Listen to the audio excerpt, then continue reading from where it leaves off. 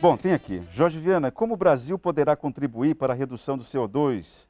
E as queimadas na Amazônia, existem ou é ficção, como disse o presidente Bolsonaro? Há mais de 30 anos, falar em crédito de carbono, mas na prática isso é invisível. É real ou é ficção? Quem está perguntando é o Luiz Carlos Brasil. Legal. Ô Luiz,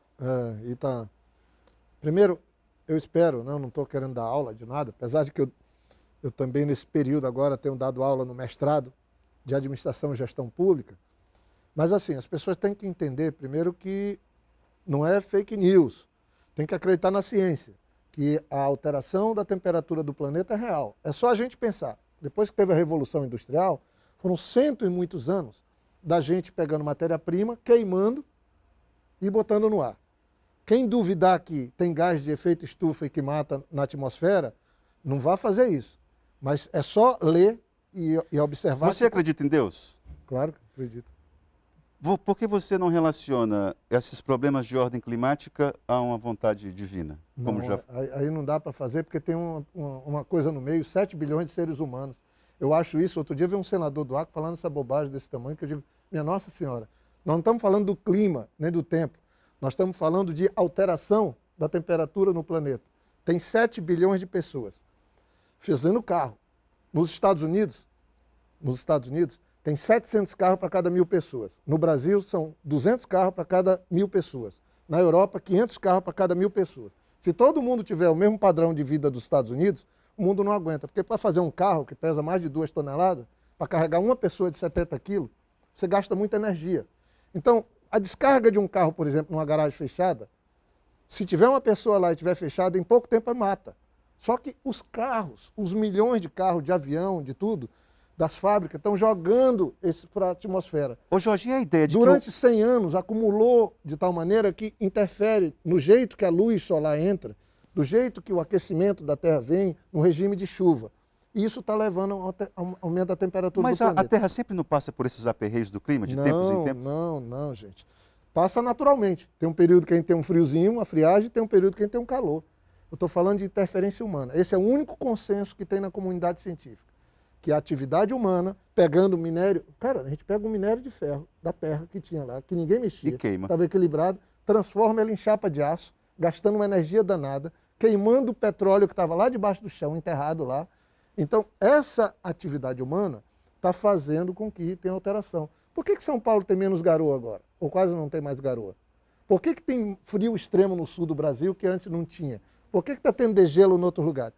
Então tem uma interferência humana. Na interferência humana, por exemplo, e aí você estava falando, a pessoa estava falando sobre... Luiz Carlos. O Luiz Carlos estava colocando. Eu conversei com um professor da Universidade Federal de Minas Gerais, ele fez mestrado e doutorado em universidade de referência no mundo, chama professor Raoni Raja. Ele é um cara do agronegócio. É um cara muito respeitado, estava eu, a Cátia Abreu, a senadora Cátia Abreu, que já foi presidente da CNA, conversando com ele. Eu gravei com ele um vídeo.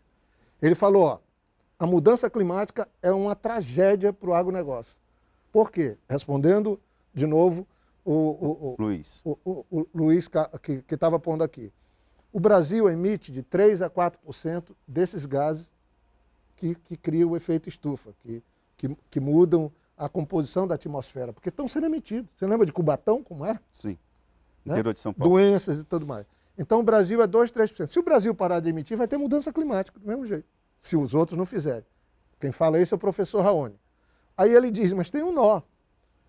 60%, 70% das emissões do Brasil são das queimadas na Amazônia.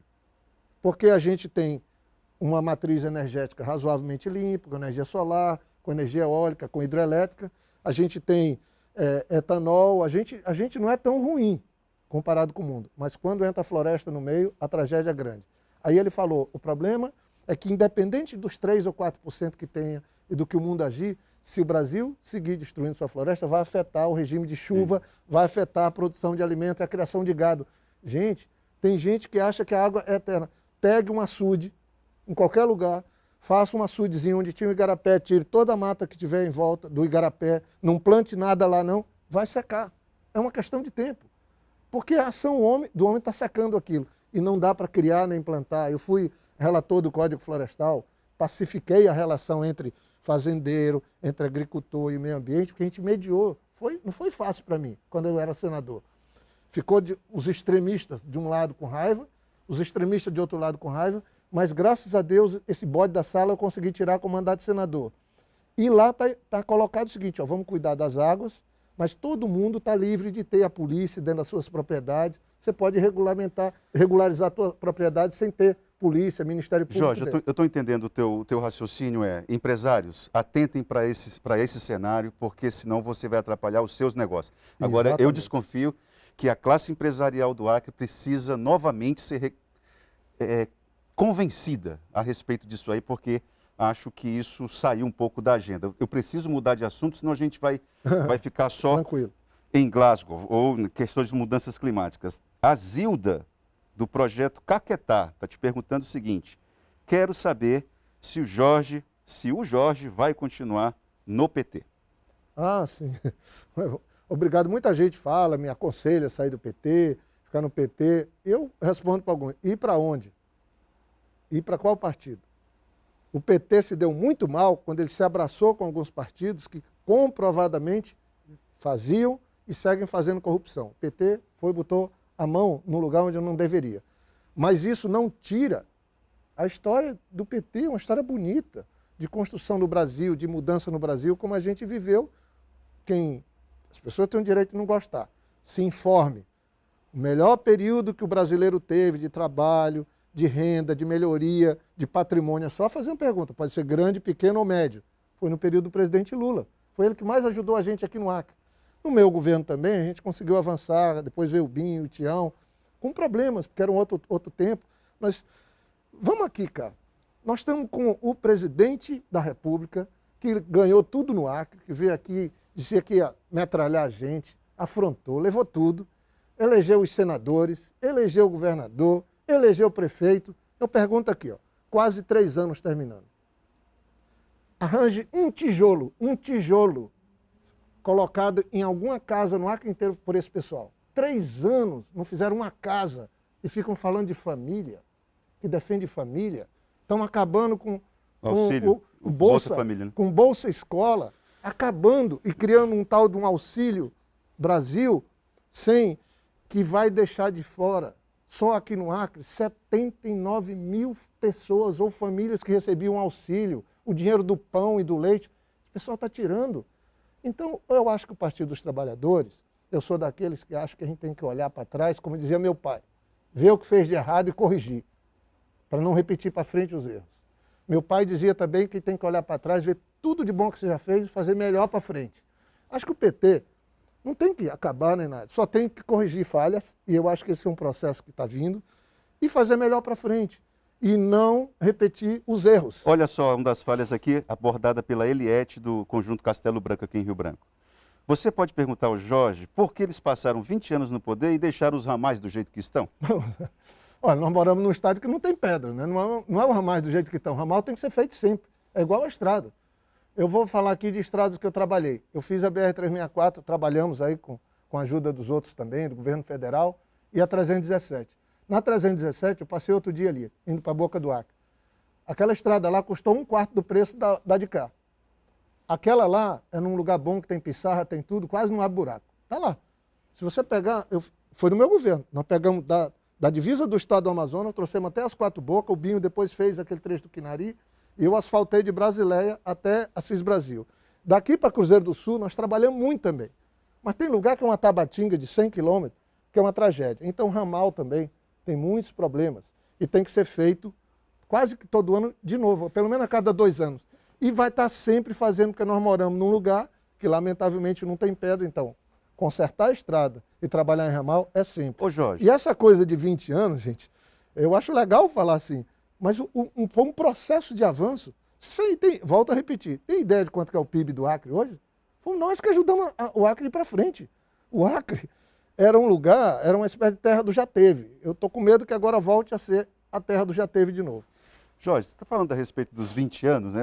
E você já vi várias entrevistas suas que você faz uma reavaliação, inclusive do partido. Eu imagino Claro. Quanto que isso deve internamente incomodar alguns cardeais do partido. Mas o mensalão, por exemplo, problema grave que você já já se pronunciou a respeito. Esse é um dos erros que você contabiliza como algo que o partido poderia dar uma repensada. Estou falando isso dialogando aqui com a pergunta do internauta aqui, que ele diz o seguinte: em que mundo ele vive, se referindo a você, e onde saem essas pesquisas em que o Lula está em primeiro lugar? Pede para ele mudar esse discurso do mandato dele, que ele mostre propostas novas e reais. Não, acho legal a ideia de ser propostas novas e reais. Eu agradeço a ideia. Agora, o mundo do negacionismo, quem sou eu? Agora, então, está todo mundo errado. As pesquisas não sou eu que faço. Tem pesquisa feita pelo PSDB, dá uma coisa. A do PMDB dá a mesma coisa. Aí as outras todas, o PT não está fazendo pesquisa. Agora, se a pessoa quer negar isso e acha que é o presidente atual que está na frente, porque o Acre é um estado que segue apoiando o atual presidente. Eu só estou cobrando. Por que esse presidente que levou tanto, que recebeu uma carta, um cheque em branco do povo acreano, não faz uma casa em 3 anos? Cadê os políticos? Volto a repetir, está na Bíblia. Quando você tem líderes fracos ou não tem os líderes adequados, quem paga a conta é o povo. Eu acho que o povo brasileiro está pagando essa conta. Sobre essa coisa de mensalão, o Valdemar da Costa Neto era um dos chefes do PL, é onde o partido que o presidente atual está indo se filiar. E o PT cometeu erro quando se juntou com esse tipo de gente. Agora, como é que fica isso? E acho que o próprio presidente Lula, que ainda não anunciou que é candidato, mesma coisa, o pessoal fala de mim, Lula diz que ainda não anunciou. Se ele for candidato, tem que assumir compromisso com o Brasil de não fazer mais aliança com esse tipo de gente. Isso é que é a coisa mais perigosa, mais complicada e mais coisa de caso de polícia do que esse orçamento secreto. Isso é uma máfia. Orçamento secreto é máfia, caso de polícia. Isso aí é parecido com a história que levantaram do mensalão. Só que é pior, porque estamos falando de 16 bilhões de reais. Jorge, e o pior ainda fica dizendo que o Acre pode perder. Não, eu não vi o dinheiro de roubo é caso de polícia. Tem que vir dinheiro para cá limpo. Eu espero que os 3 senadores, que os 8 deputados federais, que eu vejo aí a luta, sem desmerecer os demais da Perpétua, do Léo batalhando, que o governador, que os prefeitos, eu sou favorável, se juntem para a gente ter investimento. Eu não estou vendo as obras públicas. Eu vim aqui para a Gazeta, sair da minha casa. Eu ando, atravesso a cidade do São Francisco até lá ao FAC, eu ando lá da Vila Acre, vou lá para o Alto Alegre, eu não vejo uma obra acontecendo, uma obra começada pelo governo do Estado ou pelo presidente da República ou alguma parceria. Agora, já Jorge, são 3 anos. As articulações que o ex-presidente Lula tem feito junto ao MDB, PSDB, vários partidos, não desautorizam essa tua fala em relação ao PT errou por se aproximar desse tipo de gente? Eu acho que desse tipo de esquema. Se as pessoas têm o direito de corrigir os erros, eu acho que o próprio PT tem que corrigir as falhas, porque é um partido que trabalhou. O PT tem 2 coisas, tem nomes e tem trabalho feito. Não estou me desmerecendo os demais partidos, mas eu acho, sinceramente, veja, o general Heleno disse que se ligar, se gritar, pega centrão, não fica meu irmão, dizendo que todo mundo era ladrão. O chefe da Casa Civil, da Presidência da República, do Bolsonaro, é o presidente do PP, o partido que mais, do mesmo governador Gladys, não estou acusando ninguém de ladrão, o partido que mais tem processo de corrupção correndo no Supremo, no STJ e nos tribunais Brasil afora. Inclusive na Lava Jato. Principalmente na Lava Jato, do Sérgio Moro. O Lula foi inocentado pela Justiça de 22 processos até agora.